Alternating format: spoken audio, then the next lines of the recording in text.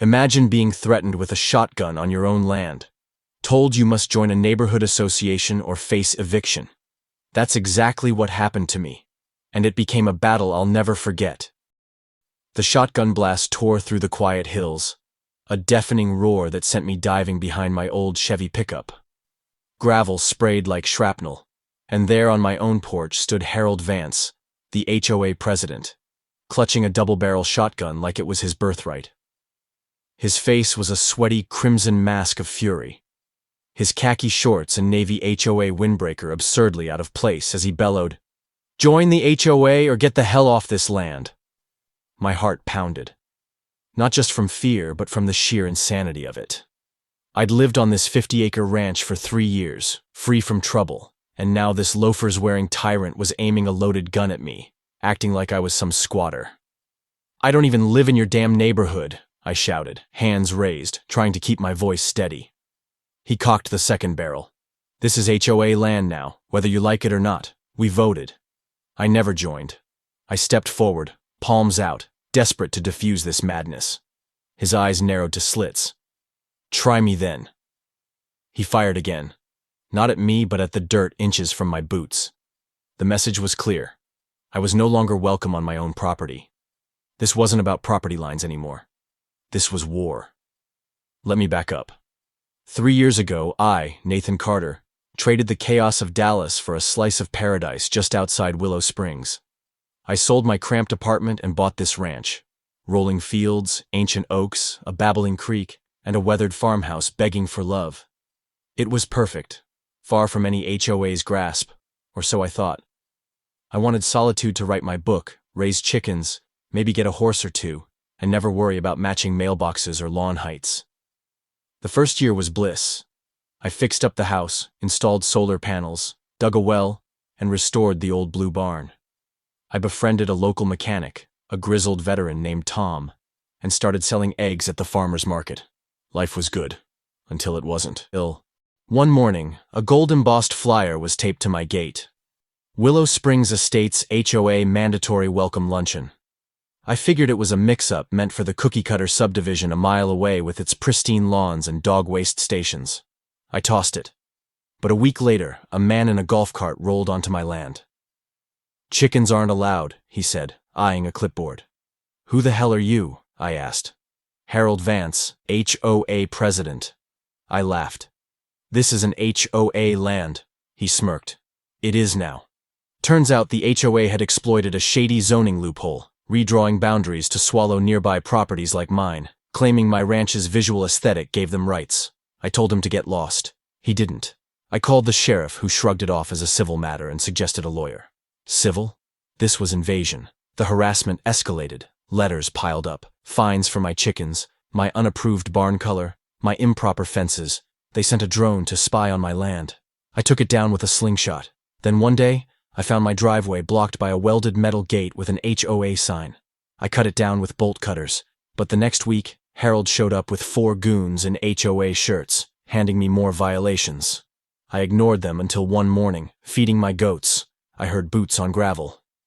There was Harold, shotgun in hand, marching to my porch. "Join the HOA, pay the dues, follow the rules," he growled, raising the gun.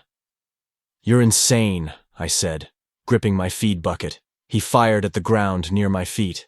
5 minutes to pack. Smoke curled from the barrel, and I realized this wasn't just a cranky neighbor. This was about power, control, and my refusal to bend. I didn't run. "You won't shoot me, Harold," I said, hands up. He didn't lower the gun. "Leave." "Not happening." I bluffed. "My lawyer's on speed dial, and the sheriff's recording this. You'll look great in jail." He hesitated. Then Tom's rusty Ford roared up, blocking Harold's truck. Tom stepped out, toothpick in mouth, calm as death. "You okay, Nathan?" I nodded. "Peachy." Tom eyed Harold. "That shotgun loaded for rabbits or stupidity?" Harold's hands shook. "This is HOA business." Tom laughed. "This is Willow Springs. Ain't no HOA here unless Nathan says so." Harold waved the gun. "We voted our bylaws. Give us power." Tom stepped closer. "You sure you want to test that?" Harold's face twitched and he lowered the gun. "This isn't over," he said, climbing into his golf cart and speeding off, wheels bouncing in the dust. Tom warned me. HOAs like this had money, lawyers, and time. They hated defiance. I filed a police report, but the sheriff called it a boundary dispute.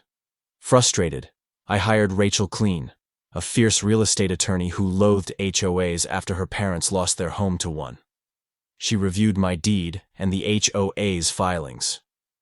"This is garbage," she said, pointing at their expansion map. "No consent, no petition, no notice. They just claimed your land." She grinned. "We're not fighting them. We're burying them." I installed trail cams hidden in trees, birdhouses, even a fake rock. When Harold's men snuck onto my land to spray paint my chicken coop, I caught it all. Faces, plates, voices. Rachel was thrilled. Every move they make is a nail in their coffin. But Harold didn't stop. One morning, I found my fence posts ripped out, replaced with signs.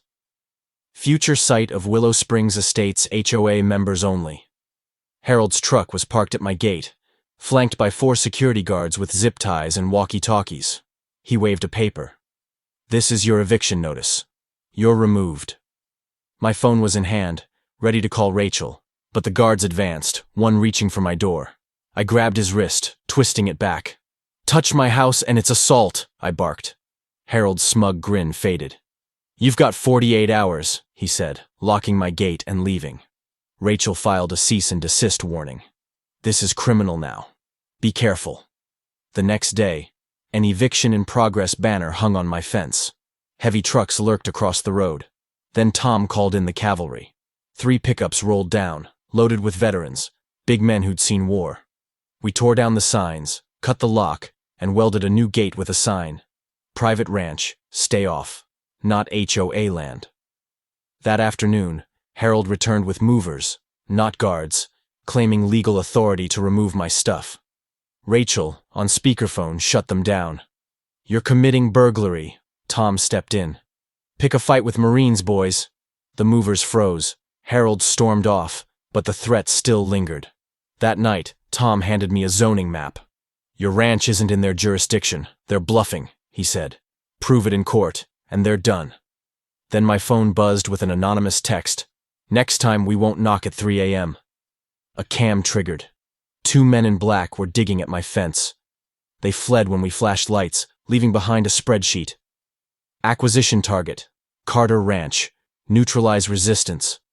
Before the hearing, the sheriff called it conspiracy. Rachel filed for federal court, citing racketeering. My video of Harold's threats went viral, hitting 2 million views. Ranchers, farmers, even subdivision residents shared their HOA horror stories. We filed a class action suit, backed by witness statements and footage. At the hearing, Harold's ally, Cynthia Reed, was arrested for forging documents and bribery. Judge Elson ruled in my favor, terminating the HOA's claims and referring them for criminal charges. Harold was arrested for fraud and harassment. The HOA dissolved. Volunteers rebuilt my fence. I got letters from people like Ellen, an elderly widow who said, "You gave me my voice back. Now my ranch is mine again." Tom and the vets still visit, and our sign stands tall. Private ranch, no trespassing. Not HOA land. This wasn't just my fight. It was a stand against bullies with fake rules, a warning to every rogue HOA. Peace, real peace, was earned 1 fence post at a time. Moral of the story: stand up for your rights, even when the odds are against you. Sometimes, real peace is earned through defiance. If you like this story, don't forget to subscribe to the channel and share it with family and friends. Thank you.